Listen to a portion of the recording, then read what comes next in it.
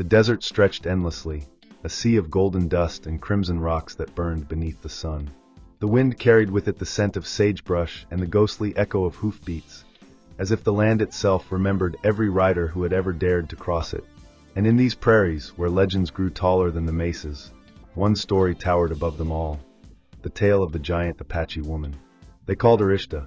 To some, she was a warrior. To others, a monster. But to all, she was untouchable. She stood taller than most men, her shoulders broad, her arms strong enough to wrestle a steer to the ground. Her eyes were dark and unyielding, like the cliffs of her homeland, and her voice carried the weight of thunder rolling across the plains. "No man is strong enough for me," she declared, and every word sank into the hearts of those who dared to challenge her. Ranchers, drifters, outlaws, men from across the frontier sought to test her, to prove themselves. None returned with pride. Some limped away with bruised bodies, others with broken spirits. A few never returned at all. Around campfires, cowboys told stories of her strength. They said she could lift a full-grown horse onto its hind legs with her bare hands. They whispered that bullets could not pierce her skin, that the spirits of her ancestors guarded her. Children of the Apache tribes grew up in her shadow, believing her to be more legend than flesh. Yet she was real, and she lived by her own law. Men feared her, women admired her, and the land itself seemed to bend to her will. She hunted when she wished, rode when she pleased, and trusted no one but herself. She was free, wild, and untamed, like the desert wind that carried her name from canyon to canyon. But legends have a way of drawing challengers. One evening, as the sun sank low and painted the sky with fire, a whisper reached her ears. It spoke of a cowboy, not just another drifter with a pistol and a bottle of whiskey, but a man who rode alone, carrying a past as heavy as the saddle on his back. They said he had seen battles men twice his age couldn't endure. They said he had outdrawn killers in towns where law was just a word. They said he feared nothing. Ishta laughed when she heard the rumors. Another fool, she thought. Another man who would come, believing himself stronger, believing himself different. She had seen 100 like him. She had broken them all. But this cowboy was not like the others. He was not coming to test her strength. He was coming for something else entirely. And though she didn't know it yet, his shadow was already stretching across her horizon. The desert was about to witness a meeting that would be remembered for generations. The untamable woman, and the cowboy who dared to ride in. The frontier had a way of shaping men. Some were broken by it, others hardened like steel, but very few walked away unchanged. The cowboy who rode alone across the western plains was one of those few. His name was whispered in saloons, carried by the clink of whiskey glasses and the hushed voices of drifters. No one quite knew his full story, but every town he left behind carried a fragment of it, like pieces of a puzzle too jagged to fit together. He was not the tallest man, nor the loudest. He did not boast, he did not laugh with the others at the bar. He carried himself with the silence of a man who had seen too much and learned that words were useless against bullets. His hat was worn and tilted low, his boots caked with dust, and his duster coat bore the scars of countless miles. A revolver hung at his hip, not polished like a gambler's toy, but used, its grip smoothed by years of calloused hands. They said he once rode with outlaws, but turned against them when their greed outweighed their honor. They said he'd faced down 3 gunfighters in a single morning, leaving the street silent and red. They said he had crossed the Rio Grande with nothing but his horse, his pistol, and a half-healed wound that would have killed most men. Yet despite all the tales, no one could point to a moment when he sought glory. He wasn't chasing fame, nor fortune. His battles weren't fought for gold or land. There was something else inside him, something no one could quite name. Some called it pride, others redemption. What drew him east, toward the canyons and the stories of the Apache woman, only he could know. But the truth was simple. He had heard her name whispered one night in a smoky saloon, carried on the lips of a prospector who spoke like he had seen the devil herself. "They say she's taller than 2 men stacked," the prospector muttered, his hands trembling around his glass. "Stronger than any bull, and colder than winter steel. Men go to her, thinking they'll tame her, and none return the same. If they return at all." The cowboy didn't laugh like the others. He didn't spit tobacco and call it nonsense. He sat in silence, eyes narrowed beneath the brim of his hat, the flickering lamplight catching the faintest smirk at the corner of his mouth. For him, it wasn't the strength of the woman that drew his interest, it was the defiance in her words. "No man is strong enough for me." He'd heard challenges before. He'd seen pride in the eyes of men who thought themselves untouchable. But rarely had he heard it in a woman's voice, carried across deserts and mountains, repeated like a curse. The road to her land was unforgiving. Days bled into nights, the horizon stretching endlessly, broken only by the jagged teeth of maces and the shadow of circling hawks. Heat shimmered off the sand, making mirages dance like ghosts. His horse, a chestnut with a white blaze, carried him without complaint, as if it too knew the journey had meaning. Along the way, the cowboy remembered faces long buried in the dust of his past. A woman once, back in a town whose name he had forgotten, had told him he was chasing storms. A partner years ago had said he had no business playing the hero. Both were right in their own way. Yet here he was, riding toward a storm unlike any he had ever faced. It was not a storm of bullets, nor the law. It was a storm in human form, a giant woman who lived beyond the reach of civilization, untamed, unbroken. At night, under a blanket of stars, he thought about her. Not in the way other men did, not with lust nor conquest. He thought about the challenge she represented, the raw test of spirit. Could anyone stand before her without faltering? Could anyone match the fire in her eyes without being consumed? As the days dragged on, his path crossed with others who had heard of her. A trader in a dusty wagon warned him to turn back. A group of cowhands laughed and wagered how long he'd last before he crawled away beaten. But none of their words deterred him. The truth was, he wasn't riding east to tame her. He was riding to see if she was real. Because if she was, then perhaps the frontier still had legends worth believing in.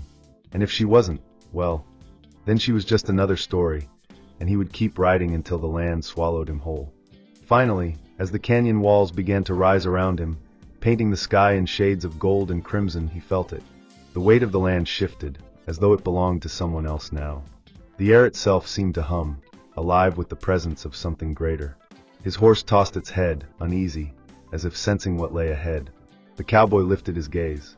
In the distance, standing at the mouth of the canyon, was a silhouette. Broad shoulders, a stance as solid as the stone cliffs behind her, and arms, bare and strong, glinting in the fading light. She was real, and she was waiting. The cowboy's hand brushed against the grip of his revolver, not in threat, but in instinct. His other hand tightened on the reins. Slowly, he urged his horse forward, toward the shadow that would change his story forever. The canyon swallowed sound. Every hoofbeat, every gust of wind seemed to vanish into the towering red walls that rose like ancient guardians on either side. The cowboy's horse slowed, ears twitching nervously, hooves scuffing against the dry earth. Ahead, in the heart of the canyon, she stood. The giant Apache woman. The stories had not exaggerated. She was immense, her frame casting a shadow even in the high midday sun. Her sleeveless light shirt clung to her shoulders and chest, showing arms cut from stone, veins running like rivers beneath her bronze skin. Her braids swayed with the wind, and a feather tied at the end of one caught the sunlight. She stood with her legs braced apart, as though the canyon itself was her throne. The cowboy reined in his horse, and for the first time in a long while, he felt a spark of uncertainty. She was no rumor, no tale around a saloon fire. She was real, flesh and blood, and yet somehow more than human. "You came," she said, her voice carrying like thunder rolling through the canyon. The cowboy tipped his hat forward, his voice low but steady. "Heard tell there was someone here who thought no man could stand before her. Figured I'd see for myself." A smirk tugged at her lips. She took a step forward, and the earth seemed to tremble. "And what do you hope to find? Glory? To tame me like all the others?" The cowboy swung down from his saddle, boots hitting the earth with a crunch. He stood tall, though even standing straight, he barely reached her shoulders. His hand hovered near his revolver out of habit, but there was no threat in his stance. He met her gaze evenly, his steel-gray eyes reflecting the same fire that burned in hers. "I'm not here to tame you," he said. "I'm here to see if the stories are true." That caught her off guard. She narrowed her eyes, studying him as though trying to peel away his skin and read the bones beneath. "The stories say many things. That I cannot be beaten. That no man can make me bow. That I live without fear. Which one did you come chasing?" He shrugged lightly. "All of them. Or none. Doesn't matter. I don't believe in stories. I believe in what I see." The silence between them stretched, thick and heavy as the desert heat. The canyon seemed to hold its breath. Then she laughed. A deep, rich sound that echoed off the walls like a storm breaking. "You've got a bold tongue for a man so small." She flexed one arm, her bicep rising like a coiled boulder beneath her skin, every muscle taut with power. "Do you see now? Do you understand why men fear me?" The cowboy didn't flinch. His eyes traveled up her frame, taking in the sheer strength before him, and then returned to her face. "I see a woman who's fought too long to need anyone. A woman who thinks strength is all there is." Her laughter died, and her eyes hardened. She stepped closer, so close that her shadow fell over him. He had to tilt his head back to meet her gaze. "Strength is survival. Without it, you die. Tell me, cowboy, what else is there?" For a long moment, he said nothing. Then he slowly unbuckled his holster and set it on the ground, the revolver glinting in the sunlight. He raised his empty hands, palms open. "There's more than guns. More than fists. Sometimes strength is standing your ground without drawing." Her eyes narrowed again, this time not with anger, but with something else, curiosity. Few men had dared to face her without the promise of violence. Fewer still had spoken to her as an equal. "You're different," she said at last. "Or maybe," he replied softly, "you just ain't met a man who didn't try to conquer you." Another silence fell, but this one was different. The air shifted, tension giving way to something unspoken. She studied him, her expression unreadable, and for the first time, she didn't look down on him as prey. But the canyon was not without ears. From the cliffs above, shadows moved, men watching, waiting. Outlaws who had followed the cowboy's trail, hoping to profit from his journey. Neither he nor the giant woman noticed them yet, but soon they would. For now it was just the two of them, locked in a standoff that was not of guns, but of spirit. The meeting had begun, and neither of their lives would ever be the same. The canyon had fallen into silence after their words, but silence in the frontier rarely lasted long. Hidden in the ridges above them, men crouched in the shadows, rifles glinting faintly as they tracked their prey.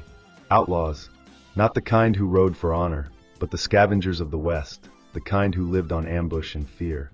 The cowboy had known he was followed. He had felt it in the weight of the air behind him, in the way his horse had tossed its head restlessly. But standing face to face with the giant woman, he had almost forgotten. Almost. It was she who noticed first. Her head turned suddenly, sharp as a hawk's, eyes narrowing at the movement on the cliffs. She didn't speak.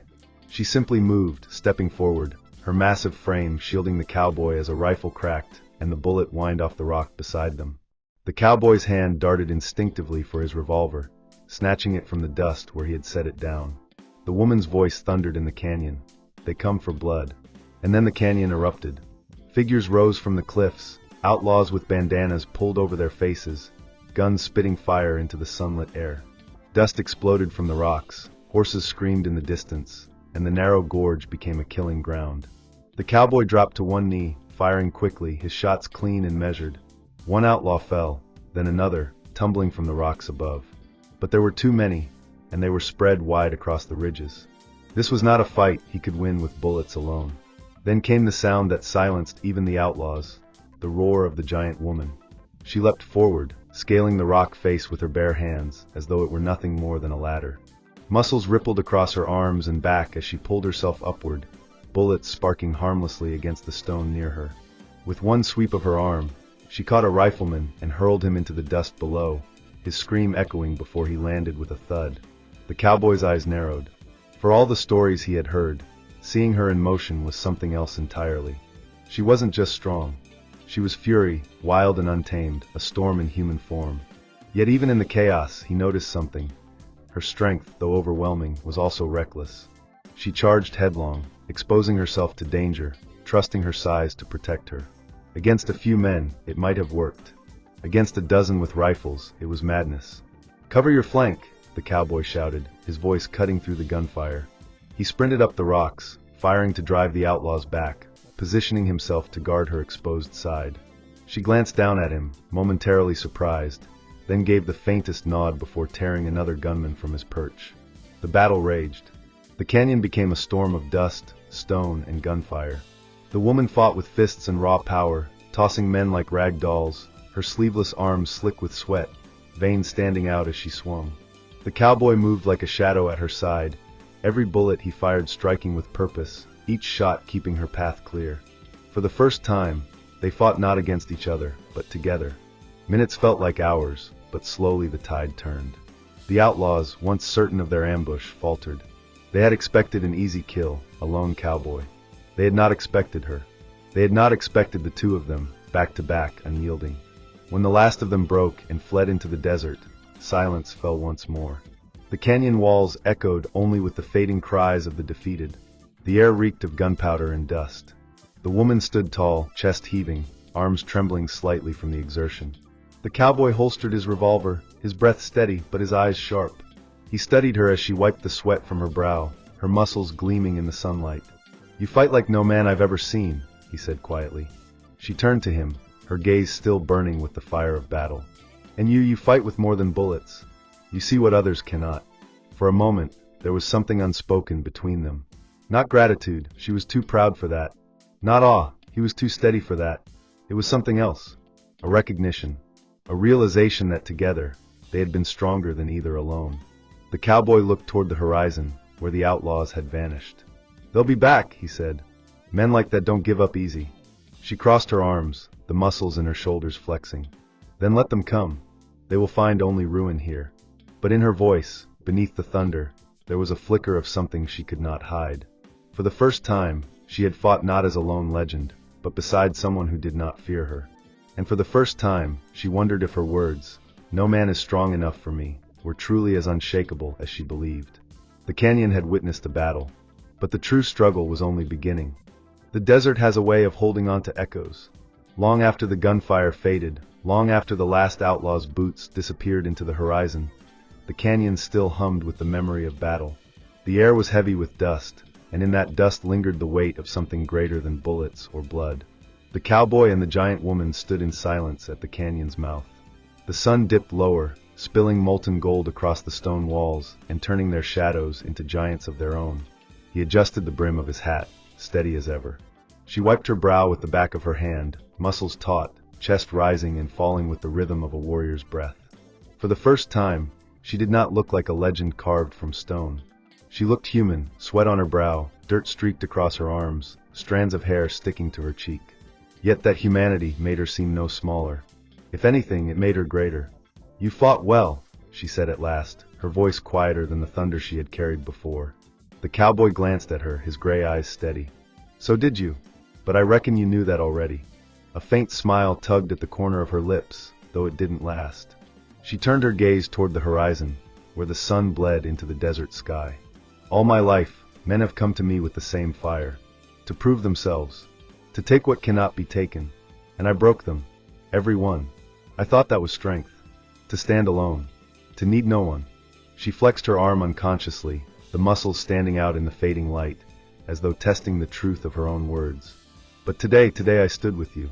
And for the first time, I did not fight alone." The cowboy said nothing. Words were not his weapon. But he stepped closer, close enough that their shadows merged in the canyon dust.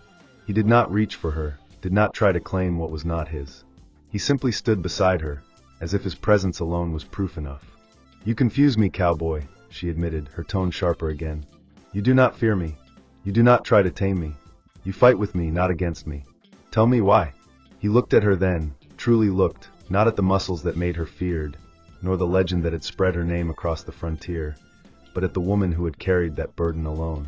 His voice was low, steady, the kind of voice that carried further than a shout. Because strength ain't just muscle, ain't just fists or guns. Strength is standing when the world wants you broken. Strength is fighting when you'd rather lay down. And strength is knowing when you don't have to stand alone anymore. Her breath caught, so slight it might have gone unnoticed. For a heartbeat, the woman who had declared no man is strong enough for me faltered. Not because she had been beaten, but because for the first time, someone had seen past her strength and spoken to the fire inside her. The silence stretched, but it was no longer heavy. It was alive. The canyon walls glowed with the last of the sun, and the air felt charged with something new. She turned back to him, and this time her eyes no longer burned with challenge. They burned with respect. "Perhaps," she said slowly, "I was wrong." The cowboy tipped his hat, a wry half-smile touching his lips. Wouldn't be the first time a legend turned out different than the story. For the first time she laughed, not the mocking thunder of before, but something lighter, freer. It rolled through the canyon and echoed like a promise. The two of them walked together toward the horizon, their silhouettes stretching long across the desert floor. Behind them, the canyon held the memory of their meeting, etched into its walls like the birth of a new legend. And in the towns and saloons, around campfires and across the plains, the story began to spread. not of a woman who could not be tamed, nor of a cowboy who came to conquer her, but of two souls who met in the heart of the desert, where strength was tested not in battle alone, but in spirit. The legend of the giant Apache woman and the lone cowboy had begun, and like all legends, it would outlive them both. The sun was falling behind the ridges of Red River Valley, staining the dry plains with the color of dying embers. The world was quiet, except for the creak of an old windmill and the distant cry of a hawk. For 12-year-old Lena Whitford, it was the hour she feared most, when the light began to fade, and the shadows stretched long over the prairie. Her father had been gone 3 days, searching for stray cattle, and her stepmother was sick again, leaving Lena to fetch water alone from the creek. The old path wound through mesquite and sagebrush, silent except for her own breath. That's when she saw him. At first she thought it was a scarecrow, a dark shape against the pale cottonwoods. But as she came closer, she froze. A man bound by the wrists hung limply from a tree branch, the ropes cutting deep into his skin. His chest moved barely at all. His face was burned by sun and blood. For a long moment, Lena could only stare. Every story her father told about Comanche raiders flooded back, fierce, merciless, killers of settlers. And yet, the man before her didn't look like a monster. He looked broken, human. She glanced around, no one. Just the moon of wine through the branches. "Sir," she whispered. No answer. She stepped closer, trembling, her fingers cold despite the heat. A crow landed nearby and screamed. The sound jolted her. She saw the marks, boot tracks, horse prints. Someone had left him here to die. And by the looks of it, not long ago. Her heart thudded. If I help him, and Pa finds out. But she couldn't move away. Something in his face, the way his jaw was clenched, as if even in death he refused to yield, pulled at her. Lena found her small knife in her pocket, its edge dull from farm work. She looked up again. The man's lips moved faintly. A whisper, no words, just breath. That was enough. Climbing the tree took all her strength. The rope was thick, knotted high. She saw the raw skin beneath it, blood dried to brown. She bit her lip, sawed the blade back and forth. Her arms shook. Then, with a sudden crack, the rope snapped, and the body fell hard to the ground. Lena scrambled down after him, panting. The man groaned, alive. For the first time, she saw his eyes open, dark, fierce, yet filled with pain. He looked at her, confused, then fainted again. She knelt beside him, dirt clinging to her knees. Somewhere behind her, thunder rolled across the plains. The last light of the day touched the warrior's face. Lena whispered more to herself than to him, "I won't let you die here." And as the wind rose, carrying the smell of rain and blood, she knew her world had just changed forever. The night fell quickly, swallowing the last trace of sunlight. By the time Lena dragged the man beneath the cottonwoods, the sky had turned a deep bruised purple. Wine carried the smell of wet earth and thunder. He was heavy, his body limp and feverish. Every breath came sharp and uneven. She dropped beside him, breathless. Mud splashed across her dress. His wrists were bound tight, the ropes cutting deep. She tore a strip from her hem and pressed it against the wound on his side.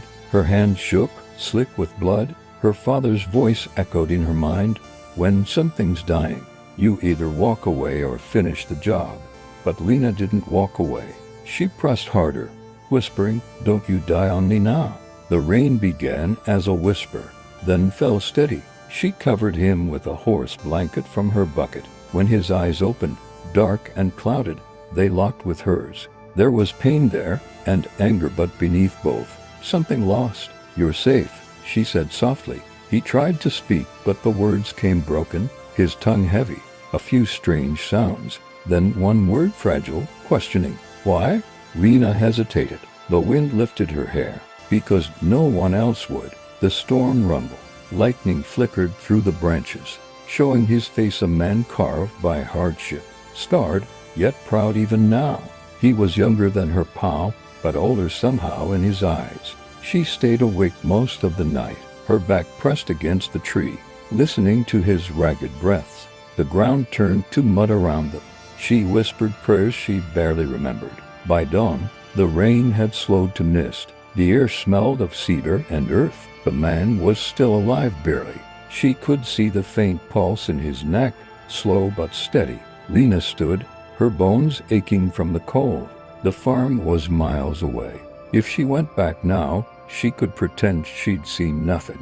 But if she left him here, he'd die alone. And if she took him home, her father would shoot him before asking a single question. A Comanche's mercy is the same as a rattlesnake's pretty kill it bites. But he didn't look like a snake. He looked like someone who'd been bitten enough. Lena fetched water from the nearby spring. When she returned, he was awake, half sitting, his wrists still tied. She hesitated, then lifted her knife. He didn't flinch. She cut through the ropes. They fell away, leaving raw skin beneath. He rubbed his wrist slowly, breathing deep. "What's your name?" she asked. "Soha," he said after a pause. She tried it softly. "Soha." He nodded once. "And you?" "Lena." He looked toward the pale light between the trees. "Your people will come." She shook her head quickly. "Not if we're careful." He studied her face, then said quietly, "You risk much, Lena." She swallowed. "You'd do the same." His eyes softened. "Once," he said, "long ago." For a short while, the woods were still. The storm had passed, and morning light crept softly through the wet leaves. Lena fed the man sips of water, careful not to spill. His eyes followed her every move, calm now, but sharp, as if weighing something unseen. "You helped me," he said slowly, his voice rough. "Now they will hunt you too." Lena's stomach tightened. "Who?" He looked toward the open prairie. "The ones who tied me to that tree." Before she could answer, a faint sound drifted through the distance, rhythmic, steady. "Hoofbeats." Lena froze. The sound grew louder, rolling like thunder across the wet ground. She looked at Soha. His gaze had already gone hard, alert. "How many?" she whispered. He tilted his head, listening. "3, maybe 4. Panic gripped her chest. The trees around them suddenly felt too thin to open. She grabbed the blanket and the bucket. "We have to hide." Soha tried to stand but staggered. She caught his arm and pulled him toward the creek that wound behind the trees. The water was shallow, cold, and full of reeds. They crouched low, pressing themselves into the mud. The hoofbeats came closer, loud now, echoing between the cottonwoods. Lena peeked through the branches. 3 riders emerged from the mist, rifles across their saddles, hats low against the drizzle. She recognized one, the scarred face of a man named Brig, her stepmother's cousin. Her heart slammed in her chest. "Tracks and here," Brig growled, swinging down from his horse. "He's close." Another rider spat into the mud. "If he ain't dead already." Lena pressed a hand over her mouth. The horses snorted, hooves churning the wet earth just a few yards away. One of the men dismounted and walked toward the creek. Soa's hand closed around her wrist, firm but steady, a warning to stay still. His breathing was shallow, almost silent. The man paused, squinting into the reeds. Then thunder rumbled far away, breaking the moment. "Nothing here," he muttered, turning back. They mounted again, muttering curses, and soon the sound of hooves faded into the distance. Lena exhaled, trembling. Mud streaked her face, her hair plastered to her cheeks. She turned to Soha, who still watched the horizon. "They'll come back," he said quietly. "They never stop. We'll be gone before they do," she replied. He looked at her, really looked, and for a brief moment, something like trust flickered in his eyes. Lena helped him stand. He leaned on her shoulder, his strength barely holding. Together, they moved deeper into the forest, following the creek until the cottonwoods gave way to open field. Behind them, the land was quiet again, but the quiet felt heavy, like a secret that wouldn't stay buried for long. The sun rose behind the storm, pale and cold, spreading a thin light across the soaked prairie. Lena and Soha moved slowly, the ground soft beneath their boots. Mist clung to the low grass, and every breath came out white in the morning chill. Soha leaned on a branch he used as a crutch. His face was pale, his wounds still seeping through the rough cloth she'd tied. Yet he didn't complain. Every few steps he stopped, looked to the horizon, and listened. the way wild animals do, always aware of what hunts them. Dry Creek, Lena said between breaths. If we can reach it by sundown, we'll be safe. There's an old barn there my pa used to keep horses. He nodded without looking at her. Your father's place. No, she said quickly. Farther west. No one goes there anymore. The path wound through stretches of mesquite and sage. The storm had left puddles that shimmered like silver in the sun. Birds circled high above. For a while, neither of them spoke. Then Soha broke the silence. The man who hurt me, Brig. He hunts for coin. Lena nodded. He's a bounty man. Works for whoever pays him most. Sometimes for the sheriff. Sometimes worse. Soha's jaw tightened. He took from my people before. Women, children. He sells what he catches. Lena's stomach turned. You mean? He nodded once, eyes hard. He believes no law binds him. They walked in silence again, the weight of his words heavy in the air. Around noon, they found a fallen log and stopped to rest. The sun burned off the mist, leaving the land wide and exposed. Lena offered him a piece of dried bread from her satchel. He took it carefully, as if unused to being given anything. You saved me, he said quietly after a long while. But do you know what they'll do if they find you? Lena looked down. They already hate me for less. Saving you won't make it worse. He studied her face, then smiled faintly. You are not like them. She shrugged. Maybe that's not a good thing. Wind swept across the grass, bending it in long waves. Somewhere far off, thunder rolled again, soft this time, almost like a memory. Soha adjusted the bandage on his side, his hands steady despite the pain. My tribe calls this season the time of soft earth, he said. It's when the ground remembers the rain and gives life again. Hard to believe something can still grow after so much dying. Lena looked out at the horizon, endless and empty, yet strangely alive. Maybe that's why we keep walking. He followed her gaze and gave a small nod. Yes, maybe. By the time the sun dipped low, their shadows stretched long across the prairie. The light turned copper, washing the land in a warm and easy glow. A coyote cried somewhere in the distance, its voice rising and fading like a warning. There, Lena said, pointing toward a cluster of leaning trees. Through them, half hidden by tall grass, stood a sagging barn, the old shelter at Dry Creek. Its roof had collapsed in one corner, but the stone foundation still looked solid. They reached it at dusk. The air smelled of dust and dry hay. Inside, the barn was dark and quiet except for the rustle of mice. Lena guided Soha to a corner and helped him lie down on a pile of old sacks. He exhaled slowly, his body giving into exhaustion. This place, he murmured, it feels forgotten.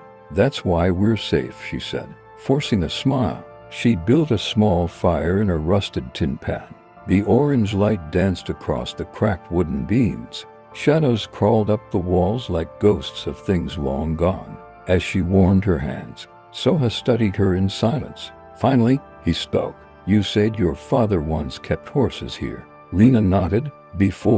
Before he sold the land. Before everything changed. What changed? She looked into the fire. He started hunting men. Soha said nothing, but his eyes darkened. After a moment, he asked, and you, why help me? A stranger, your enemy's enemy? Lena thought for a long time. Because my father used to tell me the world belongs to the strong. But when I saw you hanging there, it didn't feel right.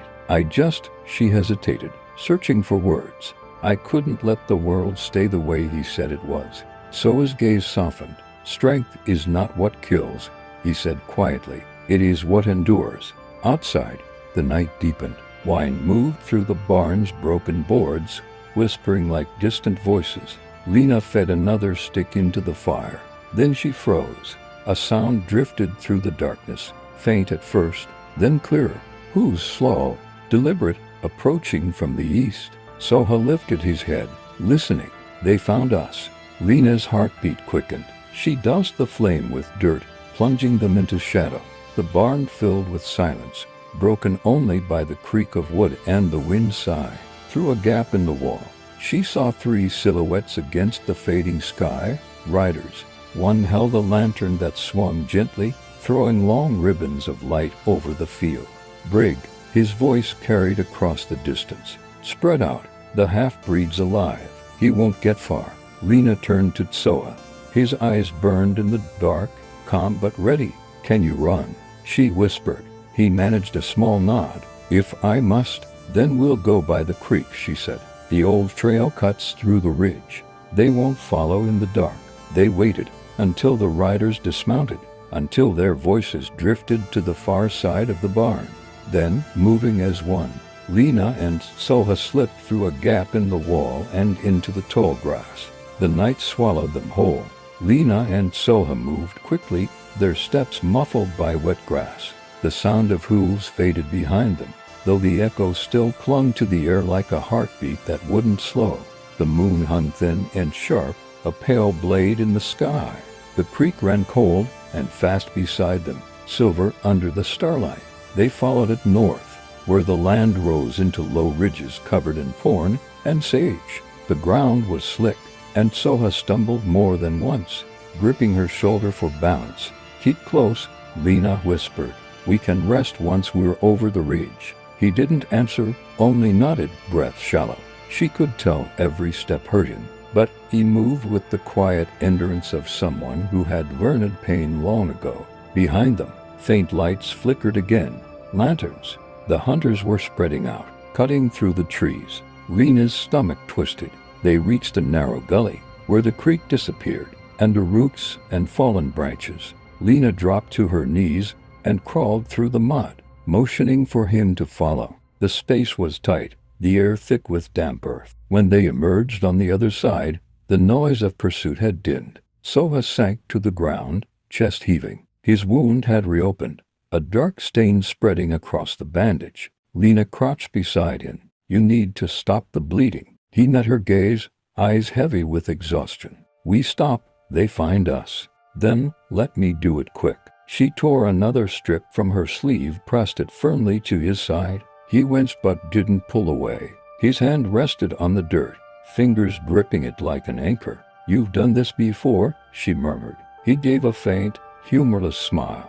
"I've been hunted before." Lena looked at him, truly looked, for the first time. The scars on his chest were old, faded lines crossing newer ones. She wanted to ask who had done it all, but the words caught in her throat. Thunder murmured far away, soft and hollow. "Why do they want you so bad?" she asked quietly. He didn't answer right away, his eyes fixed on the horizon. "Because I fought back." "Against who?" "Against everyone who thought I should kneel." The answer hung heavy between them. Lena didn't press further. She finished tying the cloth, her hands trembling less now. When she sat back, Soha leaned his head against the rocks, breathing steady. "You shouldn't have come with me," he said softly. "Your life would be easier." "Easier doesn't mean right," she replied. He turned his head toward her, studying her in the dim light. "You speak like someone twice your age." "Maybe I've seen too much," she said. He nodded once. "Then we are the same." For a long moment, they sat in silence, listening to the wind whisper through the ridges. The stars above looked close enough to touch, cold and bright. Then Soa's head lifted slightly. "They are coming again," he said. Lena heard it too, faint cracks of branches, a low whistle carried by the wind. This time closer. The sound came again, sharper this time. Voices carried across the ridge, low and deliberate. Lena's breath caught. "They're close," she whispered. Soha pushed himself upright, leaning heavily on his branch. "We move higher." They climbed the narrow trail that wound between slabs of rock. Every step scraped stone, every breath came short. The wind grew colder, whistling through the cracks. Below them, torchlight flickered. 3, maybe 4 riders spreading along the lower trail. Lena slipped once, her foot sliding in the mud. Soha caught her arm, his grip steady despite the pain. "Easy," he murmured. "Don't look down." They moved again, slower now. The ridge opened into a small plateau where the earth flattened just enough for them to rest. From here they could see the valley, a sea of shadows broken by moving lights. Soha knelt, his chest heaving. "They hunt like wolves," he said. "And you?" Lena asked, crouching beside him. What were you before they called you prey? For a moment, he didn't answer. Then his voice came quiet, distant. I led my people once, the Comanche who stayed north. When the soldiers came, we fought. They burned our camps, took all women. I thought if I surrendered, they'd spare the rest. He looked at his hands, scarred, weathered. They lied. The ones who chained me to that tree were bounty men for the army. They sell what they kill, and the rest they hang. Lena swallowed hard. You fought for your people. That's not wrong.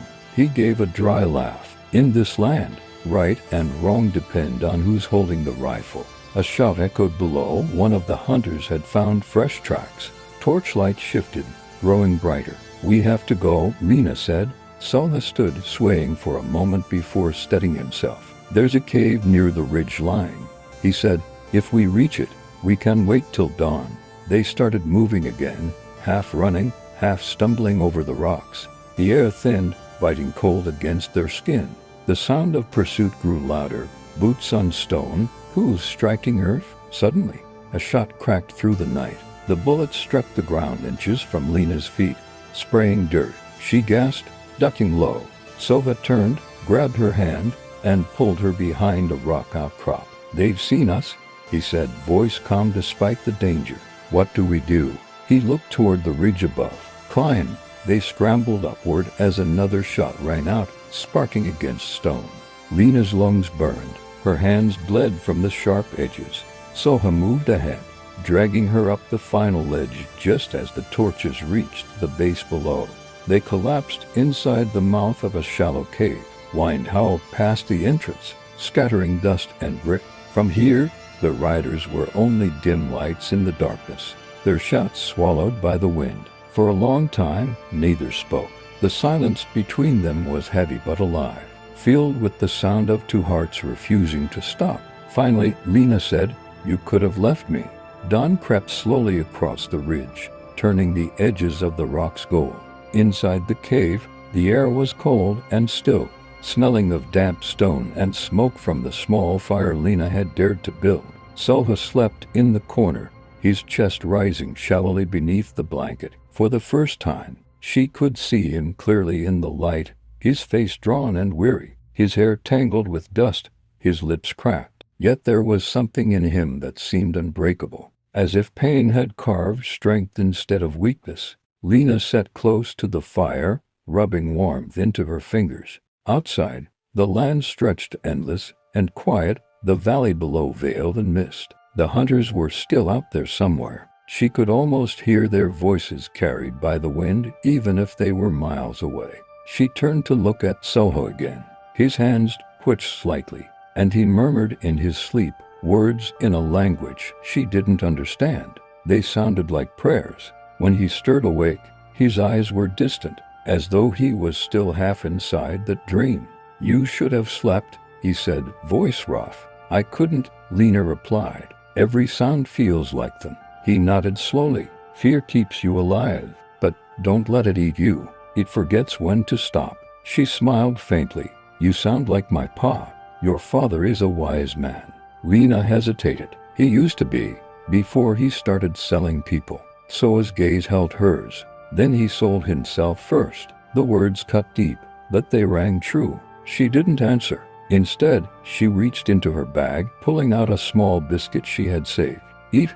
It's not much, but better than nothing." He took it without a word, breaking it in half and handing one piece back to her. She frowned. "You need it more." He shook his head. "When you share, you remind the world you're still human." They ate in silence. Outside, the sun rose higher, burning through the fog. The valley came alive with faint color, brown, gold, and red, the hues of the dry earth returning. Soha looked toward it, his expression unreadable.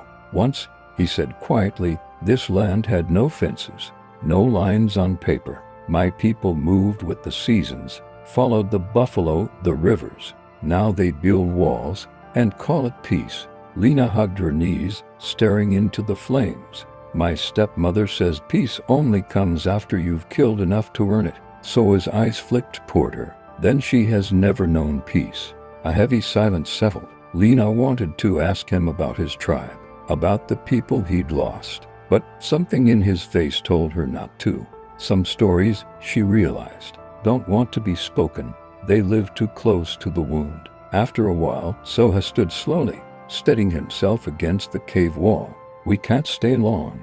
They'll follow the tracks. If we reach the ridge trail, it'll take us west, to safer ground. Lena nodded, her heartbeat quickening again.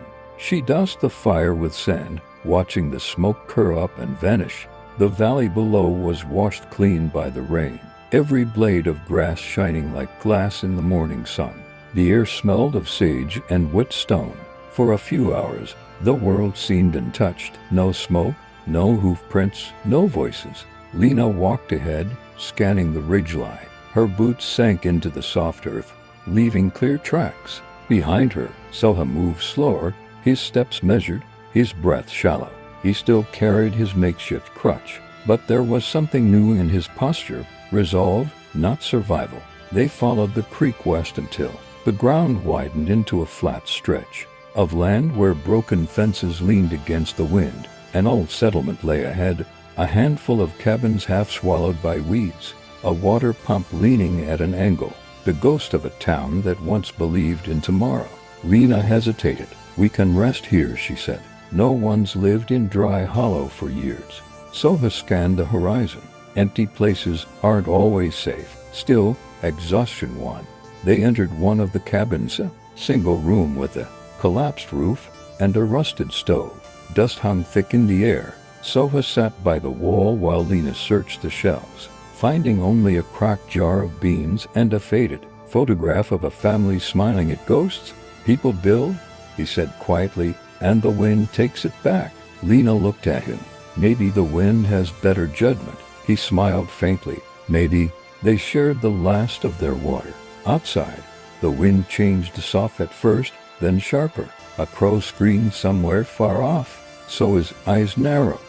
"Riders." Lena froze, heart pounding. "How can you tell?" "The wind carries them." He pointed toward the ridge. "Too close." She moved to the window, peering through the cracks. Dust lifted along the far trail, faint but growing. "Free riders." She recognized the shape of Briggs' hat before the light caught it. "They found us," she whispered. Soha pushed himself up, gripping the crutch. "Go out the back." "No," she said. "We can't keep running. You can barely stand." He looked at her, calm and sure. "Then we stand together."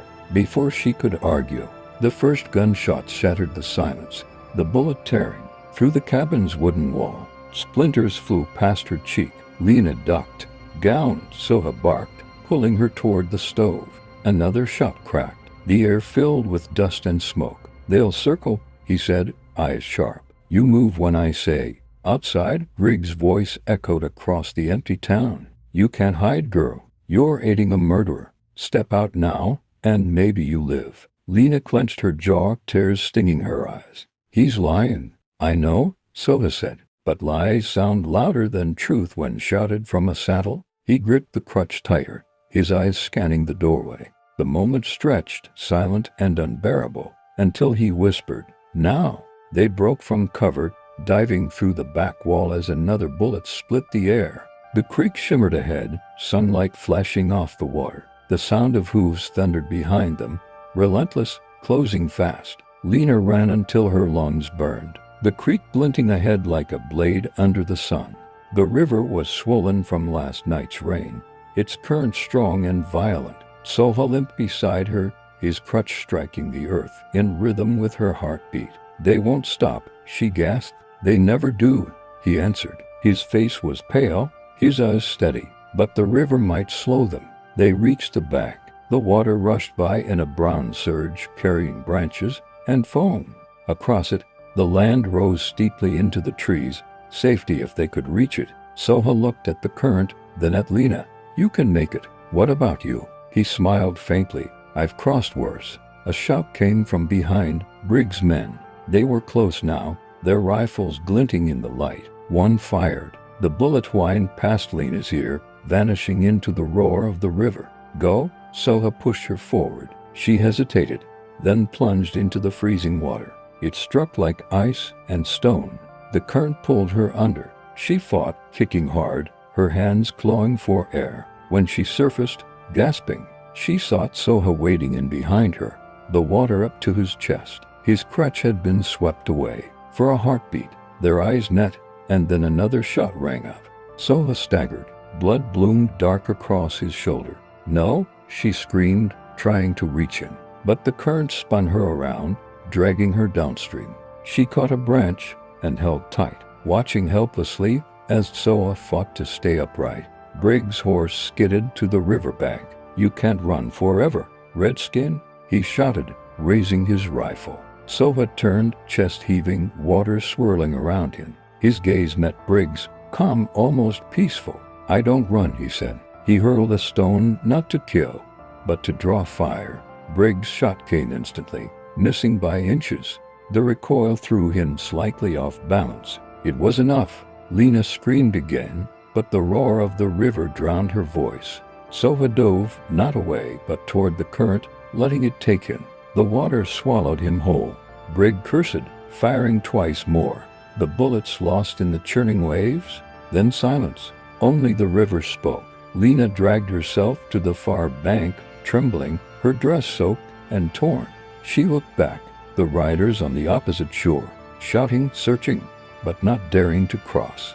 The current was too strong now. Briggs spat into the river, furious. "Let him drown. We'll take the girl later." He turned his horse, and the sound of their retreat faded into the trees. Lena collapsed to her knees. The sun was high now, burning the mist away. For a long moment, she stared at the water, waiting, praying for any sign of him. Then, through the glare, something moved downstream, the sheet breaking the surface, clinging to a fallen log. Her breath caught. Soha was still alive. The river carried him for miles before it finally gave him back. Lena found him tangled in the reeds along the far bend, his body motionless, the water lapping gently at his shoulder. For one terrible moment she thought he was gone. Then his fingers twitched. "Soha," she cried, stumbling down the muddy slope. She pulled him onto the bank, pressing her hands to his wound. The blood had slowed, but the color of his skin told her he was fading fast. His eyes opened weakly. "You crossed," he whispered. "You made me," she said, choking on her words. "You didn't have to." He smiled faintly. "I did." For a long while, there was only the sound of the river and the whisper of the wine through the grass. Lena tore strips from her dress, binding his shoulder as best she could. His breathing steadied, slow but alive. When he tried to sit, she pressed him back. "Rest, please." He looked past her, toward the horizon. The land stretched wide and empty, the kind of silence only found after storms. "This place," he murmured. "It feels like the world forgot it." "Then maybe we can start over here," she said. "Just for a while." He didn't answer, but his eyes softened, the same eyes that had once seen war, loss, and mercy in equal measure. By noon, the sound of horses had vanished entirely. The hunters had turned back, leaving only the two of them with the river and the endless sky. Lena built a small fire using driftwood. Smoke rose thin and pale into the bright air. Soha watched it, as if reading something in the way it twisted and vanished. "My people," he said quietly, "believed the river carried more than water. It carried memory, all that lived and all that was lost." Lena listened, her hands folded tightly around her knees. "If that's true," she said softly, "then maybe it'll remember you too." He looked at her and smiled, not the weary smile of a wounded man, but one of peace. "Then it already has." For the first time since that night in the forest, Lena felt the weight lift. The world was still cruel, still broken, but there was something pure in the way the wind moved across the water, something that said, "You lived and it mattered." As the sun dipped toward the west, painting the sky in copper and rose, she sat beside him, both of them silent. Soa's hand found hers. His voice was barely more than breath. "When they tell this story, they'll say a child saved a warrior." She smiled through her tears. "No, they'll say we saved each other." The river kept moving, endless and calm, carrying their silence downstream, into the horizon where all stories end and begin again. The sun hung mercilessly above the prairie, casting long shadows across the dry, cracked earth. Dust clung to every surface, turning the air thick and heavy. Somewhere in the distance, a lone crow cried, its wings cutting across the sky. She stumbled forward, her bare feet raw from miles of walking. The once white fabric of her dress was now nothing but rags, dirt-stained and frayed at the edges. Her hair, tangled and wild, stuck to her damp forehead. Every breath she took came sharp, like broken glass scraping her throat. Behind her, the steady rhythm of hooves echoed against the silence. Slow, measured, unrelenting. She didn't need to turn her head to know who it was. The cowboy. He had found her 3 days ago, collapsed on the side of the road. And ever since, he hadn't let her out of his sight. He was tall, broad-shouldered, with sun-browned skin and hands rough from years of work. He hadn't said much, but his presence was enough, like a shadow she couldn't escape. When she faltered again, nearly falling to her knees, his hand gripped her arm, firm and unyielding. "Keep walking," he said, his voice deep, come almost too calm. Her lips trembled. She wanted to fight, to tear free, but she had no strength left. The prairie had drained her of everything, her pride, her dignity, even her hope. They reached the ranch by midday. Wooden fences stretched wide, enclosing horses that pawed at the dirt restlessly. A stable loomed ahead, its wooden beams weathered by sun and wind. The air smelled of sweat, hay, and old leather. He guided her toward a water barrel near the center of the yard. She leaned heavily against it, her arms trembling as she tried to support herself. The water inside was warm and murky, but when he filled a tin cup and pressed it to her lips, she drank greedily, gasping as it spilled down her chin and into the tatters of her dress. The cowboy watched, his eyes unreadable. "You look half dead," he murmured. His hand brushed against her shoulder. Not gently, not cruelly, but in a way that reminded her of how little control she had. She pulled away slightly, her breathing shallow. Her face flushed, not from heat alone, but from the way his gaze lingered. Silence stretched between them, heavy as the sun above.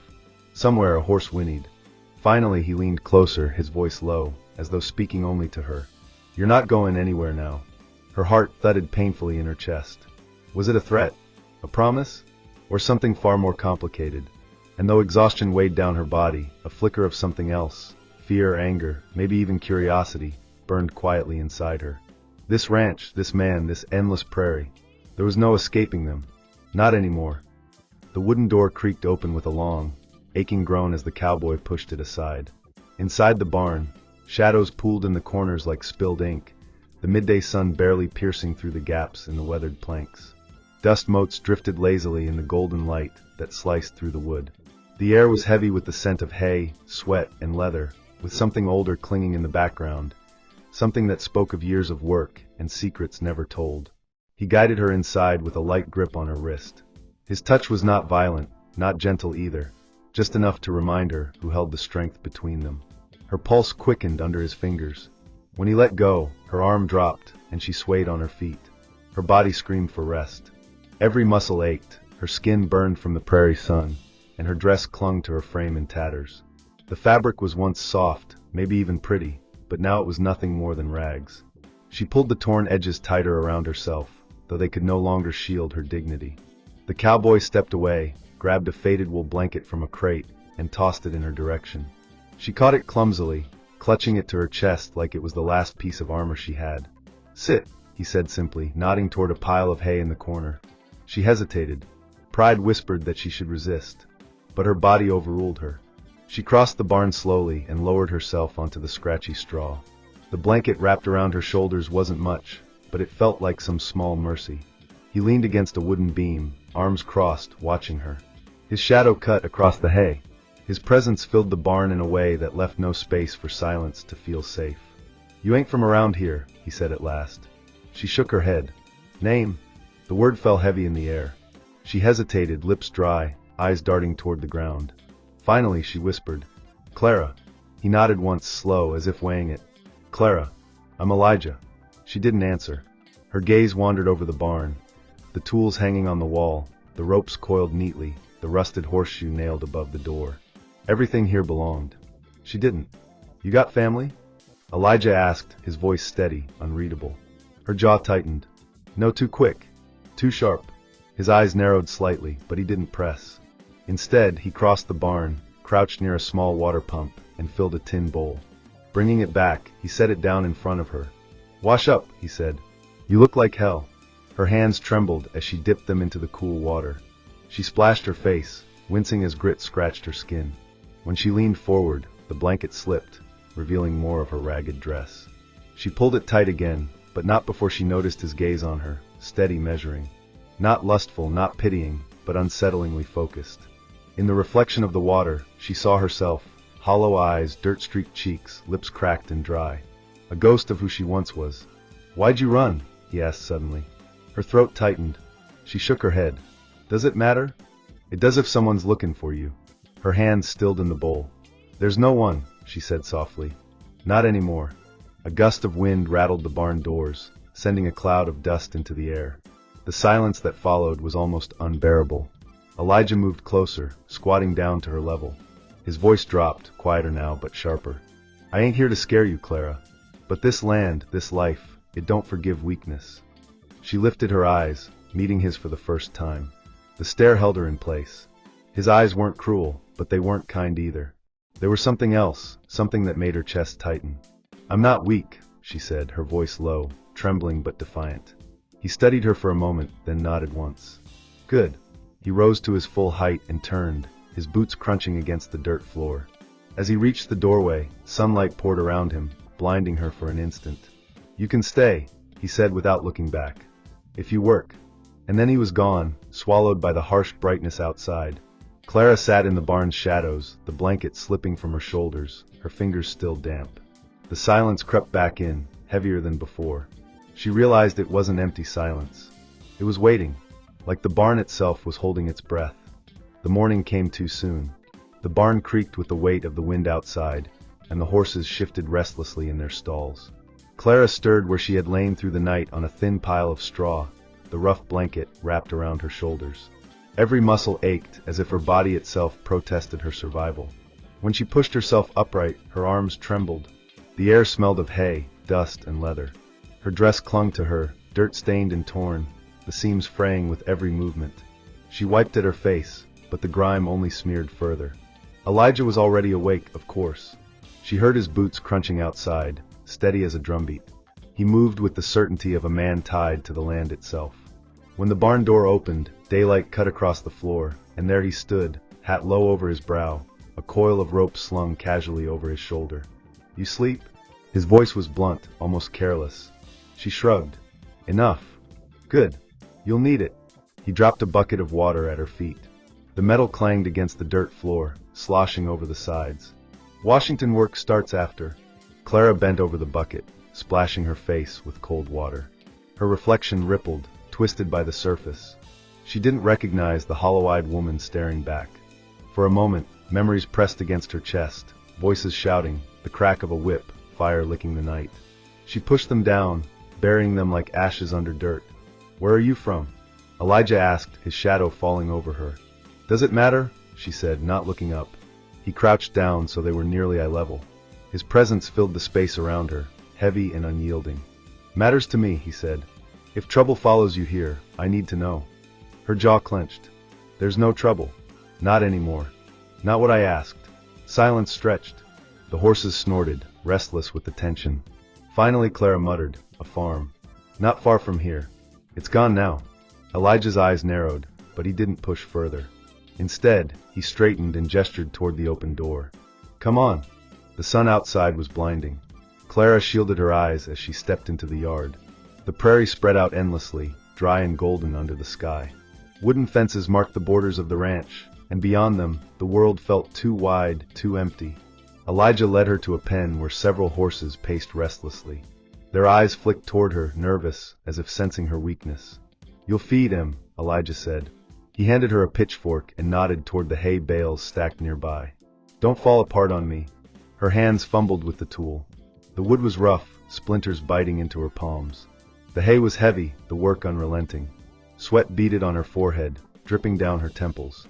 Each lift of the fork sent pain shooting through her back and shoulders. She stumbled, the fork slipping from her hands. The hay scattered across the dirt. Elijah was there before she could bend to pick it up. His hand closed around the handle, his presence looming over her. "Stand up," he ordered. Clara obeyed, though her knees threatened to buckle. She avoided his gaze, staring instead at the dirt under her feet. "You think this land cares if you're tired?" if you're hurt." His voice was low, steady, cutting through the air like a blade. "It don't. You either stand or it swallows you." Her throat tightened. "Why do you care?" she whispered. For the first time, Elijah hesitated. His grip on the pitchfork eased, and his eyes flickered with something unreadable. Then it was gone. He handed her the tool again, his expression hard. "Because if you stay here, you'll carry your weight. Or you won't stay at all." The words burned, but Clara gripped the fork tighter. Her body screamed, but her pride kept her upright. She forced herself to move, to lift, to push through the pain. Hours passed under the ruthless sun. The sky stretched endless and merciless above them, and her body felt like it might collapse with every step. Yet each time she faltered, Elijah's presence pressed her forward, not with kindness, but with the unspoken demand that she endure. By the time the sun dipped lower, staining the prairie in shades of orange and gold, Clara was trembling. She dropped the fork, her hands raw, her dress torn further at the seams. Her chest rose and fell in sharp, shallow breaths. Elijah stood nearby, arms crossed, watching. "You didn't break," he said finally. Clara looked up, her vision blurred with sweat. "I'm not weak," she whispered again, though her voice cracked. Something flickered across his face, a shadow of respect, or maybe warning. "We'll see," he said, turning away. The prairie wind carried his words into the distance, leaving her alone in the yard, battered but unbroken. For the first time in days, Clara felt something stir in her chest. Not hope, never that, but something sharper. Defiance. The prairie sun burned hotter than fire. The sky was a hard, cloudless blue, pressing down on everything beneath it. The land stretched out forever, empty yet suffocating, as if daring anyone to endure its weight. Clara had been working since dawn. Her arms ached, her palms blistered, and her back felt as though it might snap in two. She dragged another bucket of water across the yard, each step a battle. The ground was cracked and dry, the air shimmering with heat. By the time she reached the trough, her legs gave way. The bucket slipped from her grasp, splashing across the dirt. She collapsed to her knees, her breath coming in sharp, ragged gasps. The sun beat down on her like a hammer, and for a moment, she thought she might not rise again. Footsteps approached. Heavy, certain. Elijah. His shadow fell across her, cutting the sunlight. She didn't look up, but she could feel him there, his presence pressing against her like the sun itself. "You'll kill yourself working like that," he said, his voice low. Clara wiped her face with the back of her hand. "You said if I stayed, I had to work." "I said work," he replied, "not break yourself in half." He crouched beside her, his hand closing firmly around her arm. His skin was rough, sun-hardened, and when he pulled her up, her body obeyed before her mind could resist. She staggered to her feet, swaying, and he steadied her with both hands. For a long moment, they stood too close.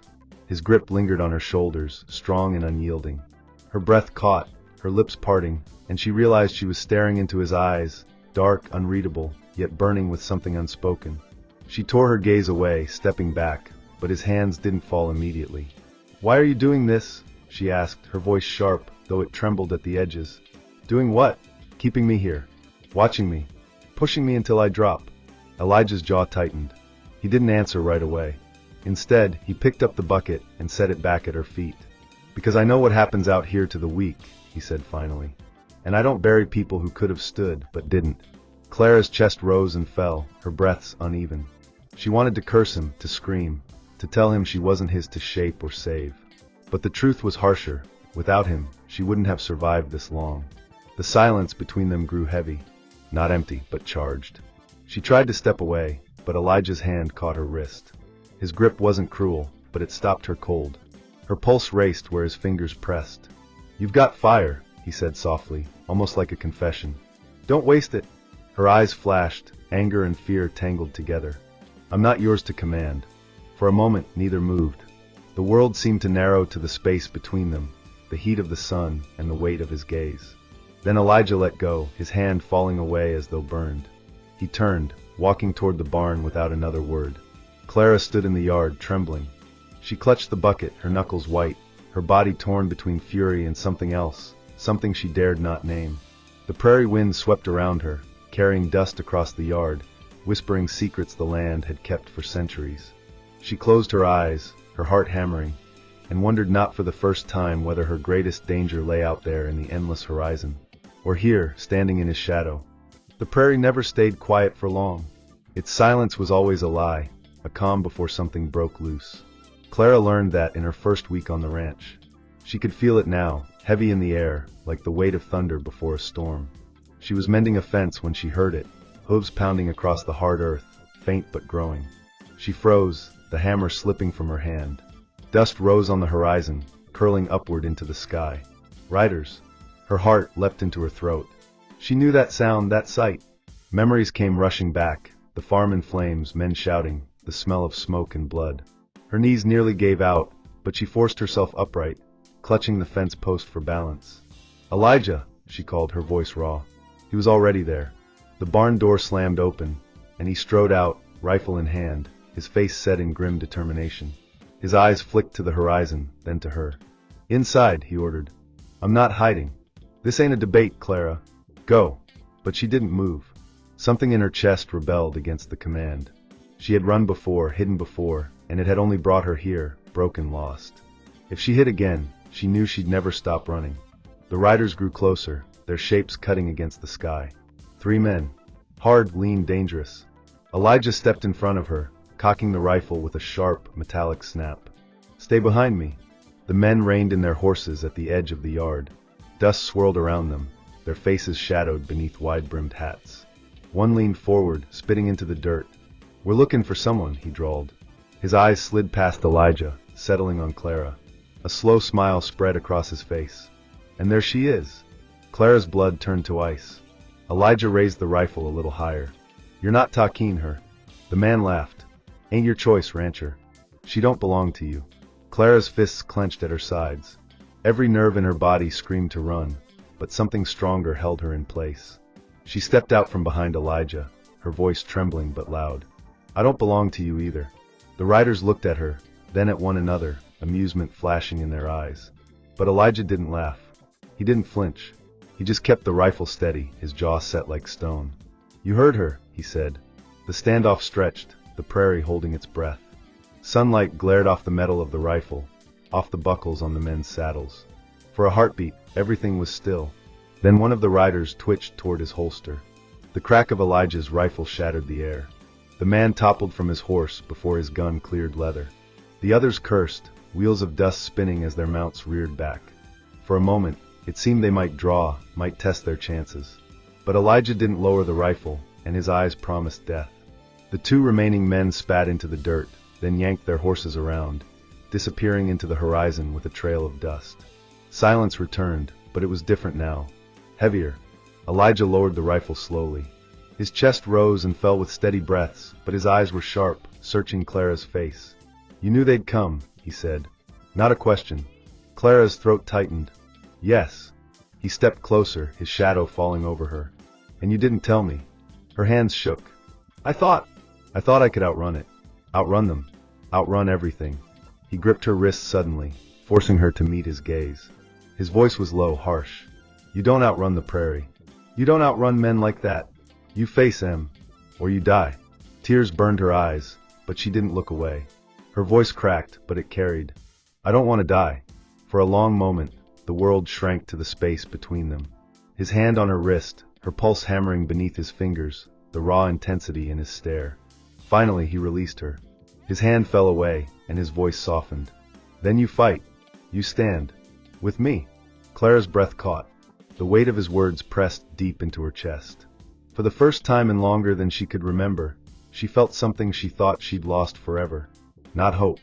Something harder. Strength. She nodded, slow but sure. Elijah turned back toward the barn, his rifle resting against his shoulder. "Come on," he said. "Work's not done."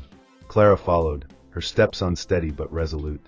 The prairie stretched endless around them, but for the first time, she didn't feel swallowed by it. She felt ready to stand. The wind swept through the dusty streets of Dry Creek, carrying with it the smell of gunpowder and sweat. The sun had sunk beyond the horizon hours ago, leaving the town bathed in the dim glow of oil lamps. Inside the only saloon for miles, the night was alive with the clang of glasses, the shuffle of boots, and the laughter of men who had long forgotten the weight of conscience. At the far end of the bar stood a man who needed no introduction. Jack Malone, a cowboy who lived by his own rules, a drifter who survived not through honor but through audacity. He had charm, he had a quick draw, but above all he had arrogance. The townsfolk admired his fearlessness, yet whispered about the trail of trouble that seemed to follow wherever he rode. That evening, when the doors of the saloon swung open, silence rippled across the room. Every gambler, every drunk, every outlaw lifted their gaze. She had walked in. The Apache girl. Her name was Naya, though few in Dry Creek knew it. She wasn't just beautiful, she was untouchable, a daughter of her people, fierce and proud. Her dark eyes carried fire, and her presence was like a blade slicing through the drunken haze of the saloon. She wore a simple dress, woven in her tribe's tradition, modest yet graceful. Men turned their heads, whispering, some with desire, some with unease. They all knew the unspoken rule. The Apache were not to be crossed. Not their women, not their pride. But Jack Malone thrived on breaking rules. With a smirk tugging at his lips, he pushed away from the bar. His spurs clinked against the wooden floor as he stepped toward her. The crowd hushed. Cards were lowered to the table, whiskey glasses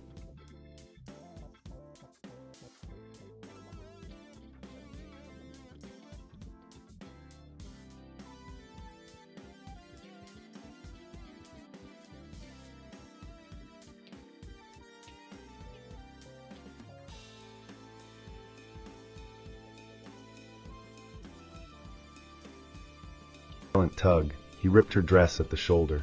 The sound of tearing cloth sliced through the silence like a gunshot. Gasps erupted. A woman screamed. Men shifted uneasily, knowing they had just witnessed something far worse than a drunken brawl. This was not bravado, it was blasphemy. Naya froze, her chest heaving, her dignity torn along with the fabric. But she did not cry. Her eyes, black as midnight, burned with a silent promise, a promise of vengeance. Jack laughed, throwing his arms wide as if to welcome applause. "What's the matter?" he sneered. "Just a bit of fun." But the room gave him no cheers. Only silence. A suffocating silence. At the door of the saloon, a figure stood in shadow. An older Apache man, his face carved with lines of hardship and wisdom. He had seen everything. Without a word, he turned and stepped into the night. The batwing doors creaked shut behind him, and the night swallowed his silhouette. Inside, Jack Malone lifted his glass, grinning as if he had conquered the world. But outside, in the darkness of the desert, a spark had been lit. A spark that by dawn would become a fire. The Apache do not forget. The Apache do not forgive. And Jack Malone had just declared war with a single reckless act. The night had settled over the plains, a heavy, suffocating darkness broken only by the faint glow of a distant campfire. The cowboy rode cautiously, every sense alert, his horse moving with silent precision over the uneven ground. The plains, once a canvas of freedom and solitude, now felt like a labyrinth, each shadow a potential threat. His eyes darted constantly, scanning the horizon, reading every flicker of movement, every whisper of wind through the grass. The weight of what had happened earlier, the accidental tear, pressed on him like a stone in his chest. He had thought it a simple misstep, a fleeting accident, yet now he understood. It was the spark that would ignite a storm. Every now and then, a rustle in the brush or the distant howl of a coyote made him tense. He knew these plains, knew their rhythms, yet tonight they betrayed him. The stars overhead shone coldly, indifferent witnesses to the danger creeping closer. As he rode, fragments of memory replayed in his mind. The flash of the torn shirt, the look in the woman's eyes, the hard, unreadable stares of the warriors. In that instant, he realized the weight of cultural codes he had inadvertently violated, an offense he could neither explain nor undo. Apaches were proud, fierce, and bound by honor. He had stepped into their world unprepared, and now, inevitably, he was being hunted. From the ridge ahead, shadows began to shift. His sharp eyes caught subtle signs, the glint of metal in the moonlight, the faint crunch of boots over stone. Scouts. No more than a handful at first, their movements precise, deliberate, sending a clear message. We are watching, and we are coming. The cowboy's hand moved instinctively toward his gun, though he knew the weapon offered only a partial sense of security. The plains were vast, but tonight they offered no refuge. Every ridge, every gully could conceal the vengeful eyes of those who would not forgive an insult. He slowed his horse, crouching low, blending with the shadows. His mind raced. There was no way to outrun 200 warriors if they caught the scent of him. And yet, even as fear prickled at his spine, a grim determination settled in. He had survived worse, ambushes, gunfights, desert storms, but never had he faced a threat born not of greed or land disputes, but of anger, honor, and vengeance. The very essence of the people hunting him was tied to the offense he had committed, unintentional though it might have been. Survival would demand more than skill. It would demand cunning, timing, and nerve. Time stretched, heavy and unyielding. Each minute was a test, each heartbeat a drum of warning. The scout's shadows flickered and vanished, reappearing with disconcerting silence, circling closer, probing for weaknesses. The cowboy's mind raced through possible scenarios, hiding, fighting, fleeing. None seemed safe, none guaranteed survival. And in the distance, the plains seemed to whisper, taunting, daring him to make a choice. Somewhere beyond the horizon, the main force gathered, the faint echoes of their movements carried by the wind, like the distant rumble of an approaching storm. Suddenly, a sharp sound cut through the night, the crack of a branch underfoot. He froze, every muscle taut, heart hammering. A scout had misstepped, and in that instant, the full realization struck him. This was no longer a distant threat, it had become immediate. They knew he was here.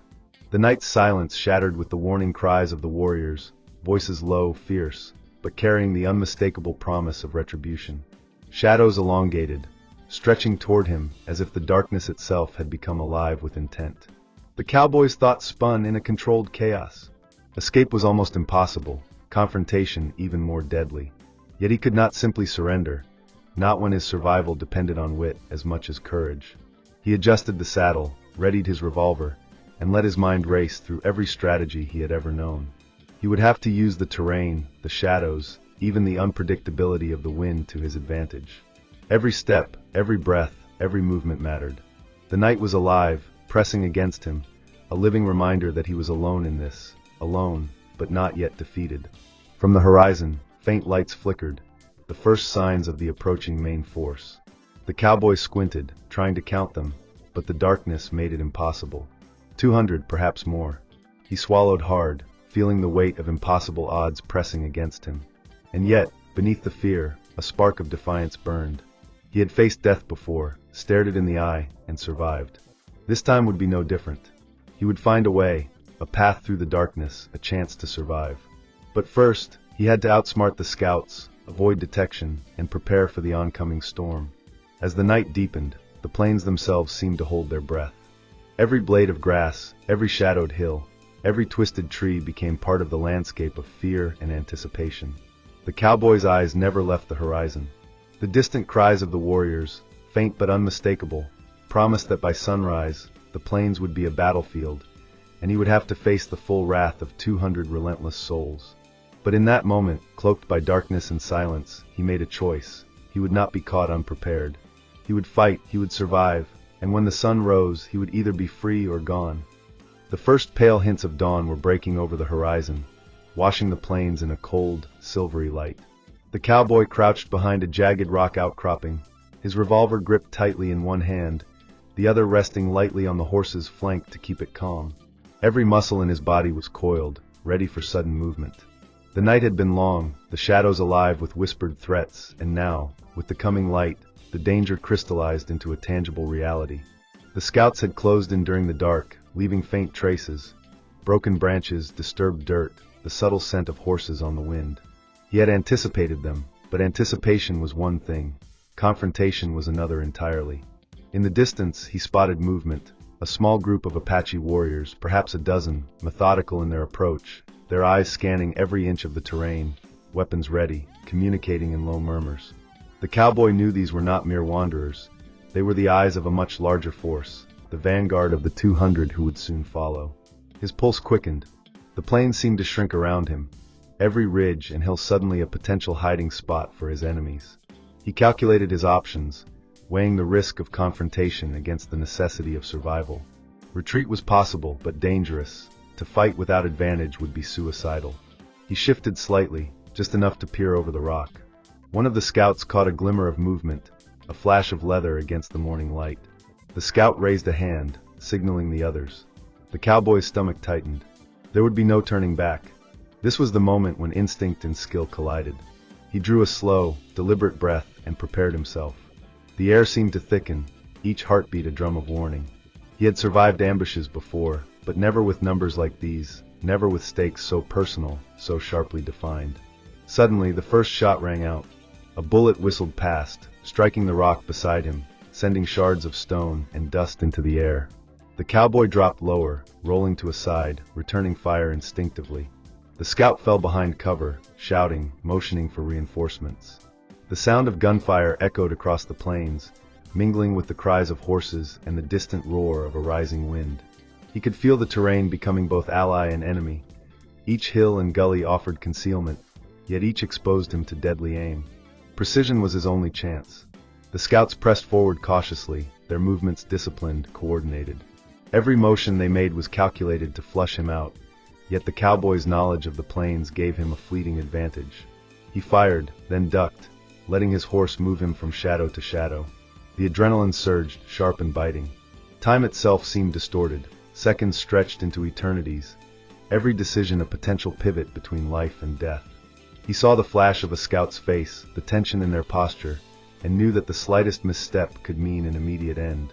Yet he continued methodically, using the environment, exploiting the terrain to thin the numbers, buying himself moments that felt like hours. As the skirmish continued, he could hear the distant thunder of hooves, the unmistakable sound of more warriors approaching. 200, he estimated, though he could only see the first dozen scouts. The thought should have paralyzed him, yet it sharpened his focus. This was no longer just a fight for survival.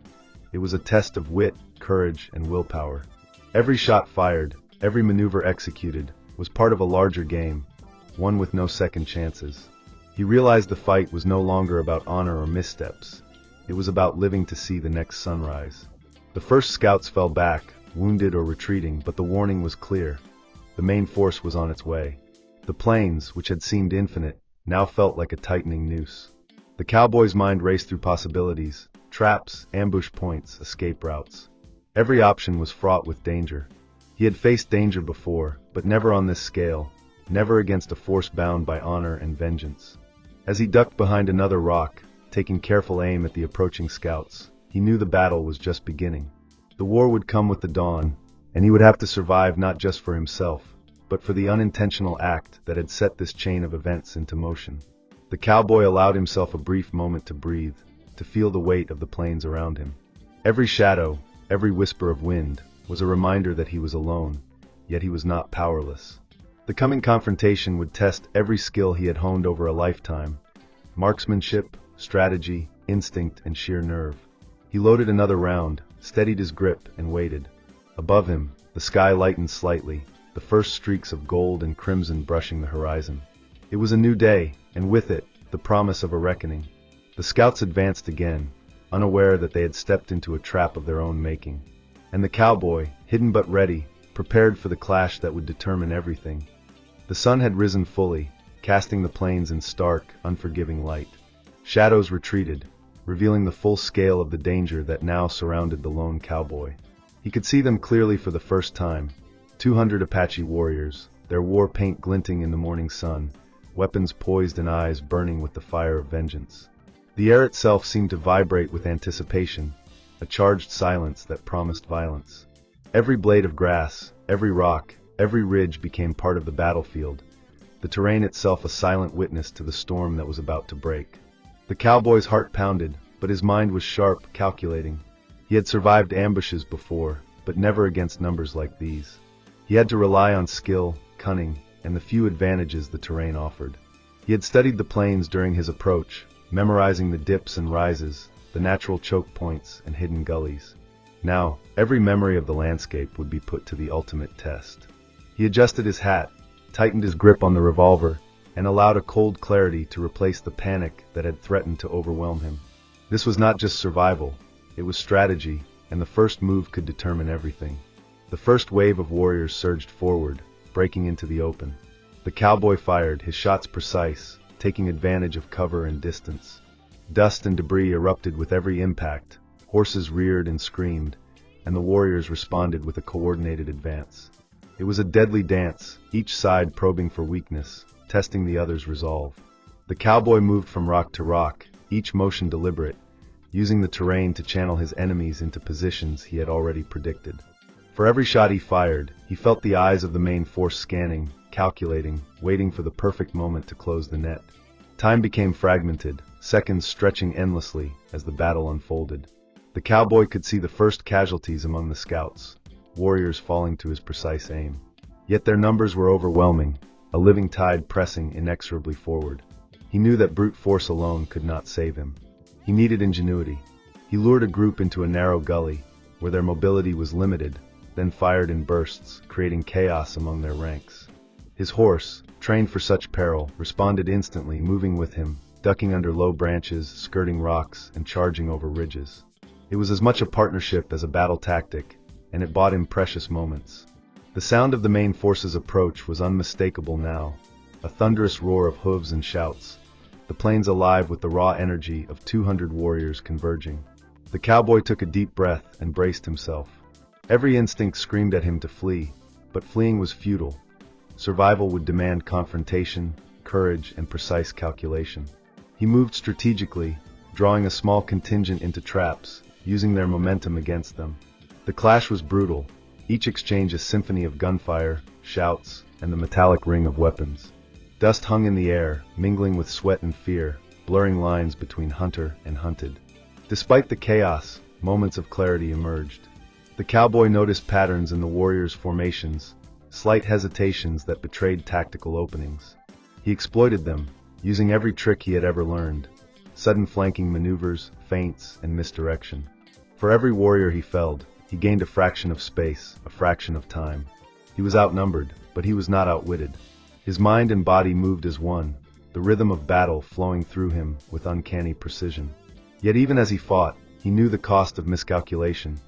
A single mistake could be fatal, and the plains would show no mercy. Hours seemed to pass in what could have been minutes. The cowboy's breaths came hard, his arms ached, and the dust clung to his skin like a second layer. Still he pressed on, exploiting every weakness, every misstep, and holding off the tide of vengeance inch by inch. The warrior's coordination remained formidable, but his knowledge of the land, his cunning, and his unyielding will turn the scales just enough to keep him alive. The horizon, once empty, now swarmed with the advancing main force, yet the cowboy stood firm, ready for the final confrontation that would decide the outcome of this epic struggle. As the sun climbed higher, casting harsh light over the plains, the stage was set for the ultimate reckoning.